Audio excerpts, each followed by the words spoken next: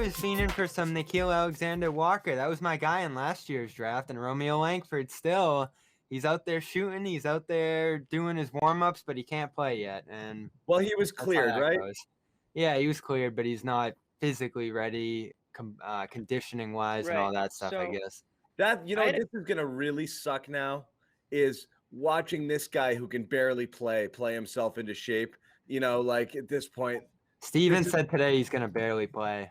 This is going to suck because the worst thing in the world, off of the wrist, you can still be in decent cardiovascular shape, and then you get into game shape by playing. But now he's basically done nothing for 4 weeks, which is a disaster.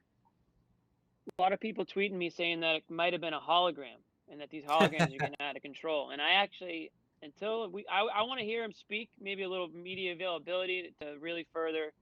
Although holograms can talk now too. So, yeah, I guess until we see him actually on the court during a game. But, John, I said this was like, we can't even criticize this guy right now because, he's recovering from COVID. So we don't even know. I know. Like we're going to get line now. By the time he gets back into the rotation, it's going to be like. Criticize him for sucking because he has no time. Yeah, he has no chance. He has no time. It's a complete bust again. It's so frustrating. He's if he works his way in and he barely plays for the first, because now you got game. So he's gonna the next 10 games not really be involved in all and start to work his way into the rotation in the final 10 when they're fighting for a playoff spot or seeding and then into the playoffs. It's gone. The whole season's gone again, which is crazy. I mean, he looked winded in that stupid clip that we saw running around with the trainers. I'm just going to assume that was like the second hour of that workout. That's what I'm going to He looked terrible. It was the end. He was out there since 1.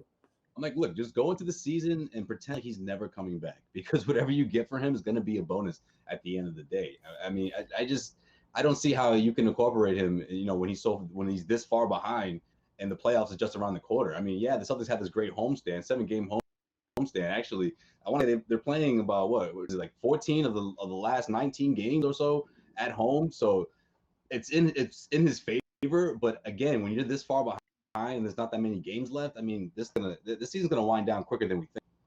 They might have to send him, Neesmith, Taco, and Draymond up to Maine for 2-on-2 action because that's the only way they're gonna get any run into this postseason push here. Really? And Neesmith got it again tonight. That was one of their worst stretches of the game when that unit was out there. Poor Neesmith. Yeah, it's just not happening for the lower tier units. Each other the same thing. Like, what is happening in Neesmith's head, literally and figuratively? What a goofy guy. Yeah, he's just all over the place. Like, he's just like there's like a switch on his back, and he just goes like and just runs all over the place. And again, it was one of those games where Kira Lewis, who went 1 pick before Neesmith, just rained threes down on them. It's unbelievable how that stuff keeps happening.